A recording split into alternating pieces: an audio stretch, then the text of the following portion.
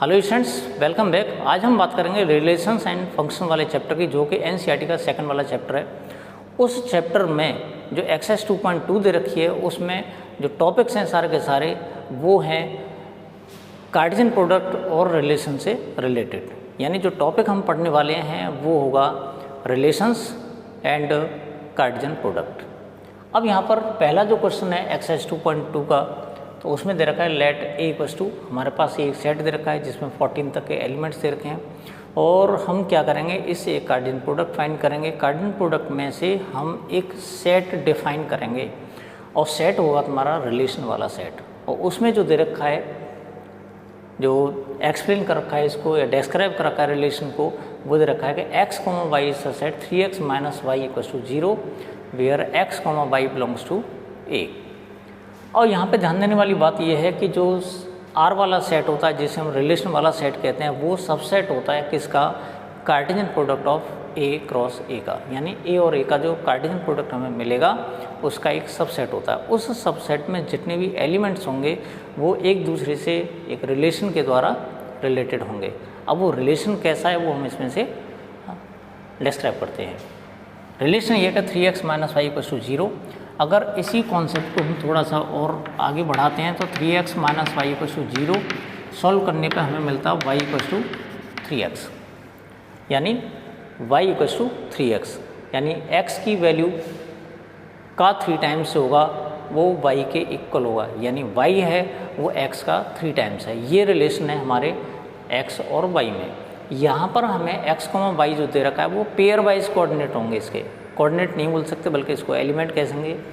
तो यहाँ पर x, y जो होगा वो पहला एलिमेंट होगा, इसी तरह से x, y दूसरा एलिमेंट होगा, तीसरा होगा, चौथा होगा, जो भी इस सेट में से कार्टेशियन प्रोडक्ट में से जितने भी इस सेट से रिलेटेड हमें एलिमेंट्स मिलेंगे।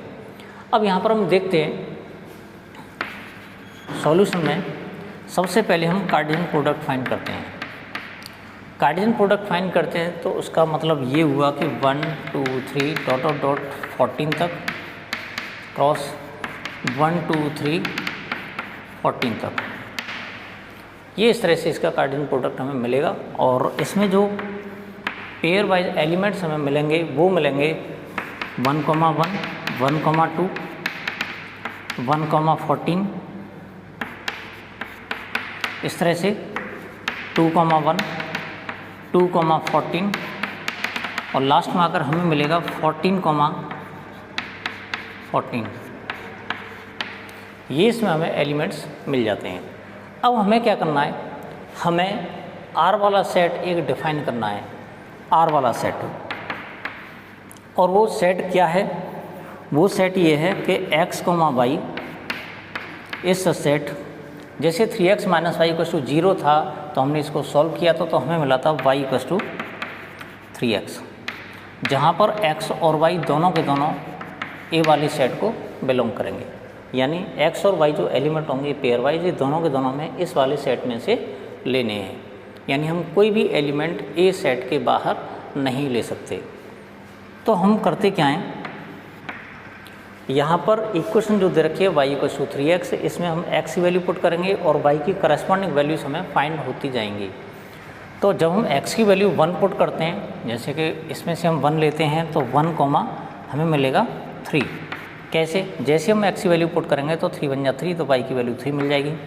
अगर हम x की वैल्यू 2 पुट करते हैं तो यहाँ पे हमें 6 मिलेगा सॉरी 3 पुट करते हैं तो हमें 9 मिलेगा, और 4 पुट करते हैं तो हमें मिलेगा 12, और अगर हम 5 पुट कर देते हैं तो हमें मिलेगा 15। और भी बहुत सारे एलिमेंट्स इसमें आएंगे पेयर वाइज। लेकिन हम एक बात नोटिस करते हैं कि जो 15 है वो A वाले सेट को बिलोंग नहीं कर रहा, यानी ये एलिमेंट इसमें है ही नहीं। और हमने बताया था कि जो R जो सेट हम डिफाइन करते हैं वो A to A है, यानी X वाले एलिमेंट हैं वो भी सारे के सारे A में से होंगे, जो Y वाले एलिमेंट है वो भी सारे के सारे A में से होंगे। और यहाँ पर 15 तो A में है नहीं, तो हम क्या करेंगे, इस पेयर को यहाँ से हटा लेंगे। इसके आगे वाले जितने भी पेयर्स बनेंगे वो इससे बड़े बनेंगे, इस वजह से इन सबको हमें इग्नोर करना पड़ेगा। तो यहाँ तक रिलेशन का कॉन्सेप्ट आप लोगों के समझ में आ गया होगा। अब हम बात कर लेते हैं इसकी डोमेन, कोडोमेन और रेंज की। तो मैं चाहता हूँ कि आप लोग एक तो इससे समझें, दूसरा मैं इसका एक वेन डायग्राम बना के दिखाऊंगा। वेन डायग्राम की हेल्प से आप समझोगे तो और ज़्यादा क्लियर हो जाएगा। यानी एक ही क्वेश्चन को हम दो कॉन्सेप्ट से सिखाने की कोशिश कर रहे हैं। यहाँ पर बात कर लेते हैं सबसे पहले डोमेन की। डोमेन क्या होता है?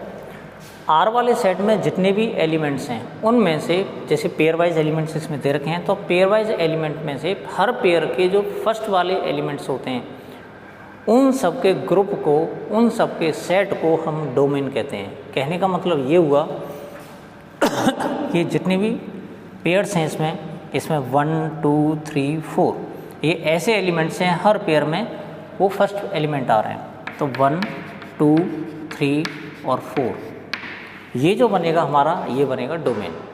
ठीक है, अब बात करते हैं रेंज की। अब रेंज क्या होता है?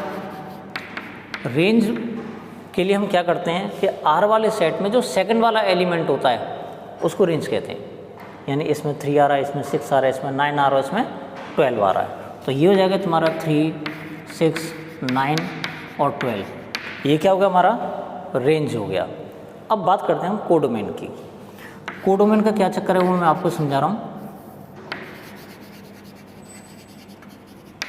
देखिए, हमने अब ये भी बताया था आर जो दे रखा है वो दे रखा है फ्रॉम ए टू ए, यानी ये डोमेन के एलिमेंट हम इसमें से लेते हैं और ये जो कोडोमेन के एलिमेंट है इसमें से लेते हैं। ठीक है ना? तो ये वाला सेट भी हमें ए दे रखा है, ये वाला सेट भी हमें ए दे रखा है, 1 2 3 डॉट डॉट डॉट और लास्ट में 14, 1 2 3 डॉट डॉट डॉट और लास्ट में आकर 14। आर जो सेट दे रखा है वो दे रखा है ए टू ए, यानी इसके एलिमेंट्स का रिलेशन इससे है। ठीक है, ये इसमें दे रखा है रिलेशन, तो ए टू ए है, यानी ये डोमेन होगा, ये हमारा कोडोमेन होगा, जो एलिमेंट्स हमें लेने इनमें से वो। अब बात आती है डोमेन की। तो डोमेन की हमने इसके लिए बताया था कि इसके रिलेशन में जो भी फर्स्ट वाले एलिमेंट्स हैं वो डोमेन में आएंगे, सेकंड वाले एलिमेंट्स हैं वो रेंज में आएंगे। अब कोडोमेन की बात आती है। कोडोमेन में होता क्या है?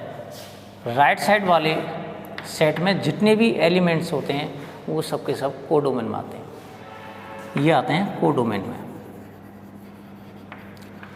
अब आप कहोगे कि सर इसमें 3 6 9 12 ये भी तो इसी वाले में आ रहे हैं। अब ये कैसे आ रहे हैं मैं आपको समझा रहा हूँ।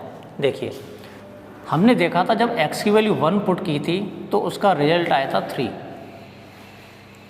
1 का रिजल्ट आया था 3। जब हमने x की वैल्यू 2 पुट की थी उसका रिजल्ट आया था 6, यहाँ 6 लिख लेते हैं और भी बीच में एलिमेंट्स आएंगे। जब हमने 3 पुट की थी 3 का रिजल्ट आया था 9 और उसके बाद जो 4 था 4 का रिजल्ट आया था 12। जब हम 5 का रिलेशन किसी से निकालने लगे थे तो 5 की जगह आया था 15, लेकिन 15 इसमें है ही नहीं, इसी को बिलोंग नहीं कर रहा। तो हम करते क्या हैं, जितने एलिमेंट्स की इमेज इसमें दे रखी होती है, जितने एलिमेंट्स की, यानी फर्स्ट वाले सेट की बात कर रहे हैं हम, फर्स्ट वाले सेट में जितने एलिमेंट्स की इमेज इसमें दे रखी होती है वो एलिमेंट्स आते हैं हमारे डोमेन में। ये पूरी बात क्लियर हो गई। अब इसके बाद इसके एलिमेंट्स से इसके दूसरे वाले सेट के जितने एलिमेंट्स रिलेट होते हैं उनको बोलते हैं हम रेंज। जैसे 1 से रिलेट हो रहा है 3, 2 से रिलेट हो रहा है 6, 3 से रिलेट हो रहा है 9 और 4 से रिलेट हो रहा है 12। तो इसमें जितने भी एलिमेंट्स इससे एंगेज्ड हैं तो एंगेज्ड एलिमेंट्स को कहते हैं हम रेंज। जैसे 3 6 9 12 इधर वाले सेट में, राइट वाले सेट में, तो 3 6 9 12 ये हो गया रेंज का कॉन्सेप्ट। बात कर लेते हैं कोडोमेन की। इस राइट साइड वाले सेट में जितने भी एलिमेंट्स होते हैं चाहे वो एंगेज्ड हों या ना हो, कोई फ़र्क नहीं पड़ रहा उससे, यानी इसमें जितने भी एलिमेंट्स हैं वो सब के सब कोडोमेन में कंसीडर किए जाते हैं। तो यहाँ पर कोडोमेन जो होगा वो हो जाएगा 1 2 3 डॉट डॉट डॉट और 14 तक। तो मैं समझता ये जो पहला वाला क्वेश्चन है आसानी से अब समझ में आ जाएगा। जो क्वेश्चन नंबर 2 है उसमें दे रखा है कि n is a set of natural numbers, यानी n = 1 2 3 4 डॉट डॉट डॉट इस तरह से दे रखा है। इसके बाद उसने एक रिलेशन वाला सेट दे रखा है और रोस्टर फॉर्म दे रखी है रिलेशन वाले सेट की, X Y set Y equals to X plus 5। X और वाई में रिलेशन है कि Y equals to X plus 5, जहाँ पर एक्स और वाई नेचुरल नंबर्स को बिलोंग कर रहे हैं, लेकिन कंडीशन उसने दे रखी है एक्स की जो वैल्यू होगी वो लेस देन 5 होगी। जब एक्स वैल्यू लेस देन 5 होगी इसका मतलब ये हुआ कि हमें एक्स की वैल्यूज़ 4 तक कंसीडर करनी है। अब वो क्या कर रहा है, write R in roster form.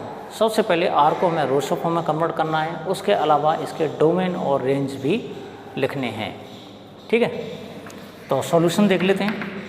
Solution के लिए हम क्या करते हैं, आर इक्वल्स टू आर जो हमें दे रखा है वो किस में दे रखा है, सेट बिल्डर फॉर्म में। इसको किस में कन्वर्ट करना हमें, रोस्टर फॉर्म में। तो रोस्टर फॉर्म के लिए हमारे पास एक रिलेशन दे रखा है इसमें Y equals to X plus 5 में एक्स की वैल्यू हम नेचुरल नंबर से पुट करेंगे, लेकिन कहाँ तक करेंगे, 4 तक। तो एक्स की वैल्यू जैसे ही हम 1 इसमें पुट करते हैं तो वाई की वैल्यू हमें मिल जाती है 6। तो 1 रखने से हमें 6 मिल रही है। पेयर वाइज हमें एलिमेंट्स लिखने हैं इसके, क्योंकि एक्स को वाई वाली फॉर्म दे रखी है उसने। पहले एक्स लिखना है फिर वाई लिखना है, तो यहाँ पे पहले एक्स और फिर वाई। इसका मतलब ये होगा एक्स की वैल्यू 1 पुट करने से हमें वाई की वैल्यू 6 मिल रही है। इसके बाद जैसे ही हम एक्स की वैल्यू 2 पुट करते हैं तो वाई की वैल्यू हमें 7 मिलेगी। 3 पुट करते हैं तो हमें मिल जाएगी 8 और 4 पुट करते हैं तो हमें मिल जाएगी 9। 5 पुट कर नहीं सकते क्योंकि उसने एक कंडीशन दे रखी है एक्स की वैल्यू जो होगी वो लेस देन 5 होगी, तो हमने एक्स की वैल्यू 4 तक इसमें रख ली। ये हो गया। अब इसके बाद बात करते हैं हम डोमेन की। डोमेन हमने आप लोगों को क्या बताया था कि रिलेशन वाले सेट में जो पेयर्स होते हैं एलिमेंट्स की फॉर्म में पेयर्स, तो उनके जो फर्स्ट वाले एलिमेंट्स हैं वो सब के सब डोमेन में आते हैं। यानी इसमें 1 2 3 4 ये सब क्या है, डोमेन में आएंगे। डोमेन यानी 1 2 3 और 4 ये डोमेन आ जाएंगे। अब रीज़न क्या है डोमेन का, मैं आपको बताऊं। रीज़न ये है कि ये जो रिलेशन दे रखा है, रिलेशन और कंडीशन के अकॉर्डिंग सिर्फ 1 2 3 4 एलिमेंट्स की ही इमेजेस दूसरे वाले नेचुरल नंबर वाले सेट में दे रखी हैं। बात करते हैं रेंज की। रेंज में क्या होगा, इस रिलेशन वाले सेट में जो सेकंड नंबर पर एलिमेंट आ रहे हैं 6 7 8 और 9 ये सब के सब क्या हो जाएंगे, ये रेंज के एलिमेंट्स हो जाएंगे। तो 6 7 8 और 9 ये इसके आंसर्स हैं। जो क्वेश्चन नंबर 3 है उसमें हमें 2 सेट्स दे रखे हैं। ए दे रखा है 1 2 3 5 वाला और जो बी दे रखा है वो 4 6 9 वाला। अब उसने जो रिलेशन दे रखा है वो दे रखा है ए टू बी। कहने का मतलब हुआ ए वाले सेट से हम डोमेन के एलिमेंट्स कलेक्ट करेंगे और जो बी वाला सेट है उससे हम रेंज के एलिमेंट्स को कलेक्ट करेंगे। ठीक है, ये कॉन्सेप्ट समझ आ गया होगा।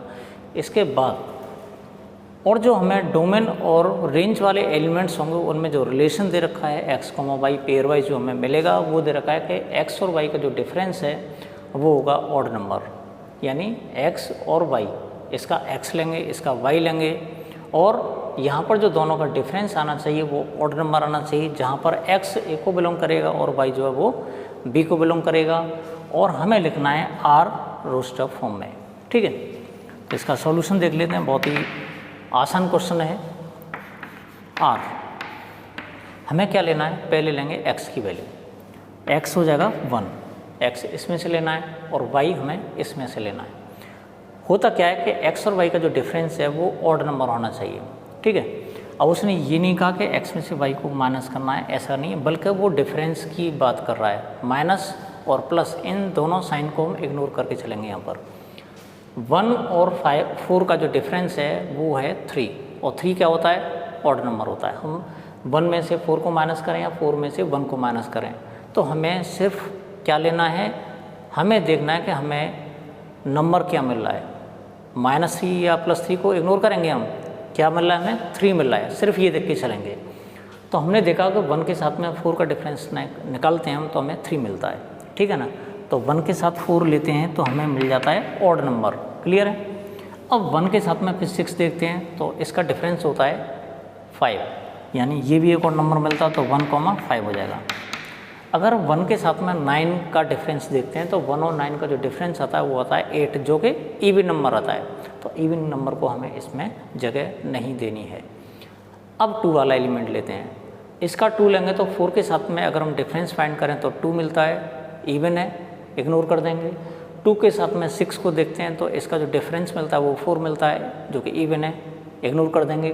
2 के साथ में 9 देखते हैं, इन दोनों का डिफरेंस मिलता है हमें 7 जो कि ऑड नंबर है, तो हम ले लेंगे 2,9। इसके बाद इसका 3 लेते हैं, 3 के साथ में 4 का जो डिफरेंस होगा वो 1 होगा यानी ऑड नंबर है, तो ये 3,4 हो जाएगा। 3 के साथ में हम 6 लेंगे तो ये 3 होता है, तो 3,6 भी चलेगा। 3,9 नहीं चलेगा, क्यों नहीं चलेगा कि 3 के साथ में 9 का जो डिफरेंस होगा वो 6 होगा, वो होगा इवन नंबर, छोड़ देंगे इसे, इग्नोर कर देंगे। अब बात करते हैं 5 की। 5 के साथ में 4 का जो डिफरेंस है हमारे पास वो है 1, तो 5 के साथ 4 हो जाएगा। इसके बाद 5 के साथ में चलेगा 6, क्योंकि दोनों का जो डिफरेंस है वो 1 आ रहा है, ऑड नंबर है, तो 5,6। तो क्या आप लोग 5 के साथ में 9 भी लेना पसंद करेंगे? नहीं, क्यों नहीं? क्योंकि 5 और 9 का जो डिफरेंस है वो 4 होता है जो कि एक इवन नंबर है। तो यहाँ पर हमें जो सेट मिलता है रिलेशन वाला वो होता है 1,4, 1,5, 2,9, 3,4, 3,6, 5,4 और 5,6। क्या चीज़ है? ये है हमारी रोस्टर फॉर्म, और वही वो करवा रहा है। सिर्फ क्वेश्चन में यही पूछ रहा है कि इस रिलेशन को रोस्टर फॉर्म में कन्वर्ट करो, और रिलेशन में ये डिस्क्राइब होना चाहिए, यानी पहला एलिमेंट और दूसरा एलिमेंट का जो डिफरेंस है हमें क्या मिलना चाहिए? वो मिलना चाहिए ऑड नंबर। तो यहाँ जितने भी एलिमेंट्स के हमने पेयर लिए हैं उन सारे पेयर्स में पेयर वाइज देखोगे तो सबका जो डिफरेंस आ रहा है वो क्या आ रहा है? ऑड नंबर आ रहा है। क्वेश्चन समझ आ गया होगा। क्वेश्चन नंबर 4 एक ऐसा क्वेश्चन है जिसने इजी पने की सारी हदें पार कर दी हैं। अब हदें कैसे पार कर दी हैं मैं आपको बताता हूँ। ये कह रहा है कि ये जो फिगर दे रखा है, ये वाला जो है, ये एक वेन डायग्राम वाला फिगर है, और इसने एक रिलेशनशिप दे रखी है P और Q की। P में जो एलिमेंट्स दे रखे हैं 5, 6, 7 है, और Q में जो दे रखे हैं 3, 4, 5 हैं, ठीक है ना। अब क्वेश्चन में वही कह रहा है कि ये जो हमें रिलेशन है वो किस में देना है? सेट बिल्डर फॉर्म में। दूसरा पार्ट है रोस्टर फॉर्म में, और तीसरा पार्ट क्या है कि डोमेन भी फाइंड करना है। बिल्कुल सारा का सारा सॉल्यूशन उसने इसी में ही दे रखा है वेन डायग्राम में। देखिए पहले वाले से जो सेट होता है, इस वाले में P वाले सेट की बात हो रही है, तो P वाले सेट में जितने भी एलिमेंट्स हैं सबकी इमेज इसमें दे रखी है। इसका मतलब इसमें एक भी एलिमेंट ऐसा नहीं है खाली जिसकी इमेज इसमें ना हो, इसके सारे एलिमेंट्स हैं वो डोमेन है। पहला क्लियर हो गया। दूसरे वाले सेट में जितने भी एलिमेंट्स हैं वो किसी न किसी एलिमेंट से एंगेज्ड हैं, इसका भी एक भी एलिमेंट खाली नहीं है। इसका मतलब ये हुआ कि इस सेट के जितने भी एलिमेंट्स हैं वो सब के सब रेंज हैं। यहाँ समझ आ गया होगा। दूसरी बात, यहाँ पे 5 में से 3 को माइनस करते हैं तो हमें 2 मिलता है, 6 में से 4 को माइनस करते हैं तो 2 मिलता है, और इधर अगर 7 में से 5 को माइनस कर देते हैं तब भी हमें 2 मिलता है। तो कहने का मतलब ये हुआ, अगर इसको हम x मान के चलें और इसको y मान के चलें तो x में से y को माइनस करेंगे तो हमें क्या मिलेगा? 2 मिलेगा। तो हमारे पास जो रिलेशन होता है वो होता है x minus Y equals to 2। साफ साफ दिख रहा है हमें, x minus Y equals to 2। और ज़्यादा अगर दिमाग में खुजली हो रही हो तो हम क्या करते हैं, इस y को इधर ले जाते हैं, 2 को इधर ले जाते हैं, तो y equals to x minus 2। या तो ये रिलेशन बता दो या ये रिलेशन बता दो, फ़र्क कुछ भी नहीं पड़ना, ठीक है। अब यहाँ पे सॉल्यूशन देख लेते हैं इसका। मैं सोचता हूँ सॉल्व तो आप लोग अब अपने आप कर लेंगे, कोई दिक्कत नहीं होगी। अब जो दिक्कत है लिखने वाली किस में होती है, वो होती है सेट बिल्डर फॉर्म में। अब कैसे लिखते हैं वो आपको समझा रहा हूँ। देखिए R इक्वल्स टू, हमें मालूम है कि ये जो रिलेशन होता है वो पेयर वाइज होता है, पहले x और उसके बाद में y। तो पहले हम लिखेंगे x, y, यहाँ ही लिख दिया। इसके बाद हमें रिलेशन पहले ही मालूम पड़ चुका है कि y equals to x minus 2 है, या पर x minus Y equals to 2 है। कुछ भी लिख सकते हैं, दोनों में से कोई फ़र्क नहीं पड़ रहा है यहाँ पर। तो यहाँ हम लिख देते हैं y equals to x minus 2, लेकिन यहाँ पर कंडीशन क्या है, x हमने इसमें से लिया था और y इसमें से लिया था। तो करेंगे क्या, x belongs to P and y belongs to Q। ये हमारा हो गया सेट बिल्डर फॉर्म का रिलेशन। यानी जो रिलेशन हमें दे रखा है वो सेट बिल्डर फॉर्म वाली फॉर्म में। ये हो गया इसका फर्स्ट पार्ट। सेकंड वाला पार्ट इतना इजी है कि बस करने का भी मन नहीं कर रहा। क्या है इसमें 5,3, 6,4 और 7,5 साफ साफ दिख रहा है। मैं तभी तो कह रहा था आप लोगों से, इसने तो बिल्कुल इजी पने की बिल्कुल हदें पार कर दी हैं। तो 5,3, इसके बाद 6,4 और इधर 7,5। ये क्या हो गया, ये होगी इसकी रोस्टर फॉर्म। बात कर लेते हैं इसके डोमेन की। डोमेन में आपको बता चुका हूँ 5, 6, 7। तो यहाँ जो डोमेन हो जाएगा ये हो जाएगा 5, 6, 7। और वैसे भी रोस्टर फॉर्म में जो फर्स्ट वाले एलिमेंट्स होते हैं उनको ही हम डोमेन कहते हैं। क्वेश्चन नंबर 5 एक ऐसा क्वेश्चन है जिसमें आप लोगों को अपना दिमाग खर्च करना पड़ेगा। मैं तो खैर अपना कर ही रहा हूँ, आप लोगों को भी थोड़ा सा अपना दिमाग खर्च करना पड़ेगा। इसका सॉल्यूशन देख लेते हैं। सॉल्यूशन में क्या है, ज़रा क्वेश्चन को सॉल्व करने से पहले समझ लेते हैं। हमें एक सेट दे रखा है 1, 2, 3, 4, 5, 6 और ये जो हमें रिलेशन वाला सेट फाइंड करना है वो है A to A, यानी यहाँ पर डोमेन के जितने भी एलिमेंट्स हैं वो A में से लेने हैं और एक खुद को डोमेन है ही, यानी हमें रेंज भी A वाले सेट में से ही सेलेक्ट करनी है। उसके अलावा उसने रिलेशन जो डिस्क्राइब कर रखा है वो ये कर रखा है कि A, B, यानी हमें पेयर जो लेना है एलिमेंट्स का कुछ इस तरह से लेना है कि A और B दोनों A वाले सेट को बिलोंग करेंगे। उसके अलावा B is exactly divisible by A, यानी जो सेकंड वाला एलिमेंट है वो फर्स्ट वाले एलिमेंट से कम्प्लीटली डिविजिबल होना चाहिए। एक बार और समझ लेते हैं इस बात को। ये कह रहा है कि A और B दोनों A वाले सेट को बिलोंग कर रहे हैं, यानी हमें एलिमेंट्स 1 से लेकर 6 तक ही लेने हैं, इसी सेट में से लेने हैं। उसके अलावा कंडीशन क्या है, कंडीशन ये है कि B is exactly divisible by A, यानी B यहाँ पर दे रखा है, A यहाँ पर दे रखा है, तो जो B वाला नंबर है वो A वाले नंबर से एग्जैक्टली डिविजिबल होना चाहिए। ठीक है, अब इसके बाद कंडीशन क्या है कि write R in roster form, यानी R को हमें रोस्टर फॉर्म में लिखना है। फाइंड डोमेन ऑफ R, जो R सेट हमें मिलेगा उसका डोमेन फाइंड करना है। R वाले सेट की रेंज भी हमें फाइंड करनी है। क्लियर है पूरा। अब सबसे पहले बात कर लेते हैं हम किसकी, R की रोस्टर फॉर्म की।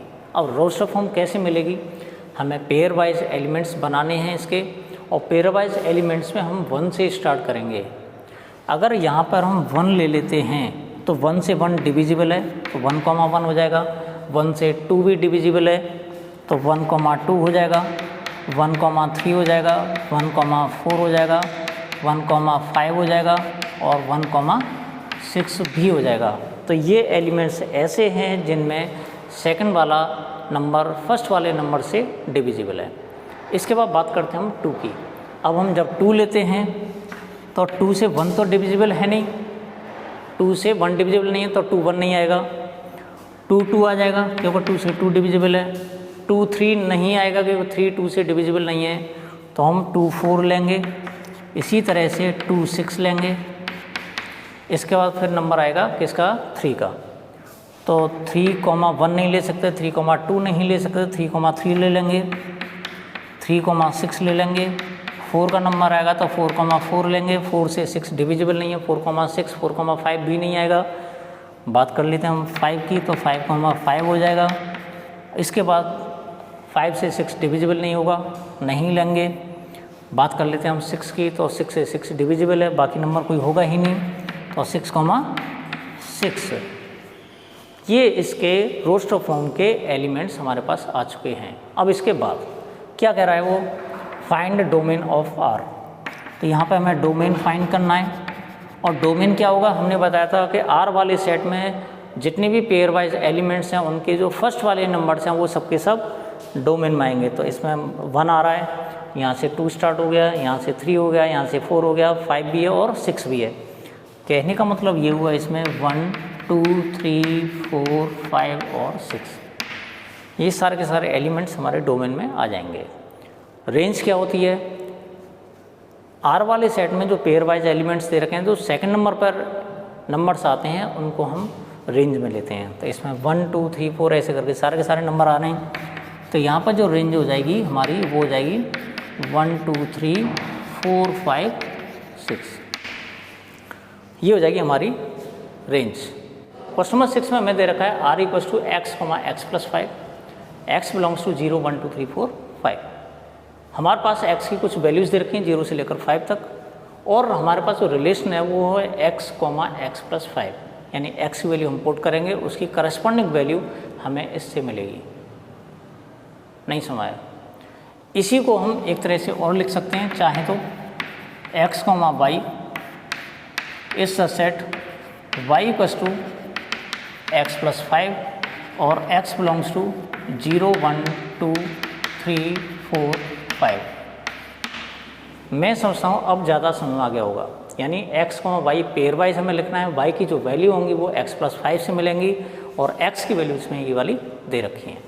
तो सबसे पहले इसको रोस्टर फॉर्म में लिखना है, और रोस्टर फॉर्म में लिखने के बाद में इसके डोमेन फाइंड करने हैं क्वेश्चन में, और उसके बाद में हमें रेंज भी फाइंड करनी है। और जो डोमेन और रेंज है वो आसानी से हम रिलेशन वाले सेट से फाइंड कर सकते हैं। तो यहाँ पर होगा क्या, जैसे हम x की वैल्यू 0 पुट करते हैं तो हमें 5 मिलेगा, 1 पुट करते हैं तो 6 मिलेगा, 2 पुट करते हैं तो 7 मिलेगा, 3 पुट करते हैं तो हमें 8 मिलेगा, 4 पुट करते हैं तो 9 मिलेगा, और 5 पुट करते हैं तो 10 मिलेगा। ये इसकी लिमिट है, इससे बाहर हम x की वैल्यूज़ नहीं ले सकते। अब वो क्या कर रहा है, डोमेन। डोमेन क्या होता है, पेयर वाइज जो एलिमेंट्स दे रखे हैं उसमें जो फर्स्ट नंबर पे आ रहा है नंबर, उसको हम डोमेन में लेते हैं। 0 1 2 3 4 5 और 6, ये हो गया डोमेन। बात कर लेते हैं इसकी रेंज की। रेंज में क्या होता है, रिलेशन वाले सेट में जो सेकंड नंबर पर नंबर आ रहा है वो हमारे रेंज में आएगा। तो 5 6 7 8 9 और 10, ये रेंज के एलिमेंट्स हो जाएंगे। Question number 7। क्वेश्चन नंबर 7 में हमारे पास है r equals to x, x cube इस set x is a prime number less than 10, right r in roster form. हमें इसको रोस्टर फॉर्म में लिखना है। सॉल्यूशन देख लेते हैं। जैसे हमने पीछे क्वेश्चन सॉल्व किया, अभी क्वेश्चन नंबर 6 सेम कंडीशन यहाँ पर है, तो इस r को हम कुछ और फॉर्म में कन्वर्ट कर लेते हैं ताकि थोड़ा सा और ज़्यादा समझ में आ जाए। यहाँ लिखेंगे x, y is set y equals to x cube, जहाँ पर x होगा और x belongs to prime number, लेकिन हमें ये भी ध्यान रखना है x लेस देन 10, यानी x की वैल्यू 10 से छोटी होनी चाहिए और x एक प्राइम नंबर भी होना चाहिए। तो हमें मालूम है कि x की जो वैल्यूज़ निकल के आएंगी वो आएंगे 2 3 5 और 7, यानी ये जितने भी नंबर्स मैंने बोले हैं वो 10 से छोटे हैं और सबके सब प्राइम नंबर्स हैं। तो हम क्या करेंगे, इसकी रोस्टर फॉर्म बनाएंगे सबसे पहले, और रोस्टर फॉर्म बनाने के बाद में देखिएगा, अगर हम x की वैल्यू 2 लेते हैं, जैसे यहाँ पे वैल्यू पुट करते हैं तो ये हमें मिलेगा 8, अगर 3 पुट करते हैं तो 27 मिलेगा, और अगर 5 पुट करते हैं तो 125 मिल जाएगा, अगर हम 7 पुट करते हैं तो ये जाएगा 343। ये हमारे पास r की एक रोस्टर फॉर्म हो गई। चाहे तो हम इसका डोमेन फाइंड कर सकते हैं, और डोमेन में हो जाएगा 2 3 5 7, और रेंज फाइंड करने की बात आ रही तो रेंज में हो जाएंगे 8 27 125 और 343। क्वेश्चन नंबर 8 में हमें 2 सेट्स दे रखे हैं। ए जो दे रखा है उसमें x y z एलिमेंट्स हैं, और बी वाला जो सेट दे रखा है उसमें 1 2 दे रखा है। Find the number of relations from A to B, यानी ए टू बी जो रिलेशंस होंगे वो कितने होंगे, काउंटिंग हमें पूछ रहा है वो। तो हम सबसे पहले क्या करेंगे, सॉल्यूशन में एन ए फाइंड करेंगे, जिसे हम पी कह सकते हैं एक तरह से। तो नंबर ऑफ एलिमेंट्स इसमें 3 दे रखा है। एन बी फाइंड करेंगे, एन बी का मतलब number of elements in set B equals to q, इसे हम 2 कहेंगे। अब पता करेंगे नंबर ऑफ रिलेशंस।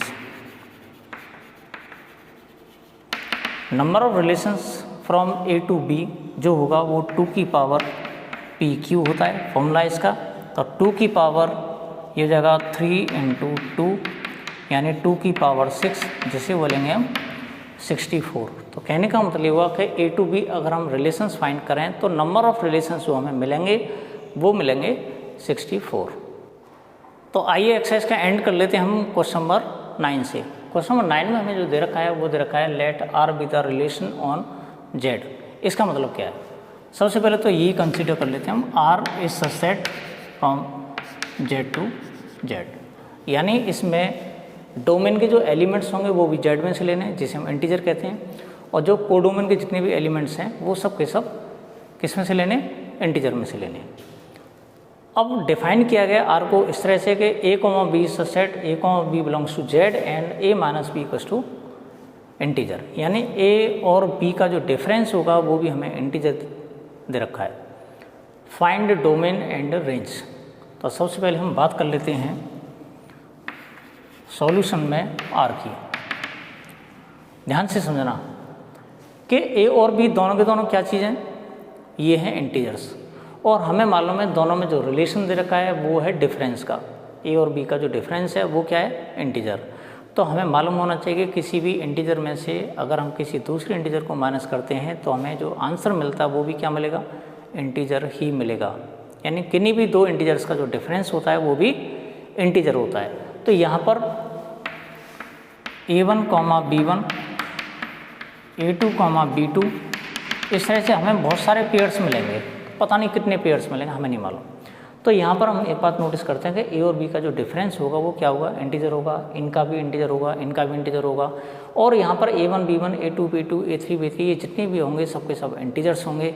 तो इसका मतलब ये हुआ कि जो डोमेन है वो इंटीजर हो जाएगा, यानी सेट ऑफ इंटीजर्स, और जो रेंज है वो भी हमारा क्या हो जाएगा? इंटीजर हो जाएगा। यानी जो फर्स्ट एलिमेंट्स हैं वो भी इंटीजर्स हैं, सेकंड एलिमेंट्स हैं वो भी इंटीजर्स मिल रहे हैं। इस वजह से ये पूरा जो सेट बनेगा वो इंटीजर्स के डिफरेंस वाले इंटीजर्स मिलेंगे। यानी जो डोमेन होगा वो भी इंटीजर है और जो रेंज है वो भी इंटीजर ही मिलेगी। तो आज की वीडियो में हमने जितने भी क्वेश्चन डिस्कस किए हैं वो सबके सब सुना गए होंगे, उम्मीद करता हूँ। मिलते हैं नेक्स्ट वीडियो में अगले नए टॉपिक के साथ।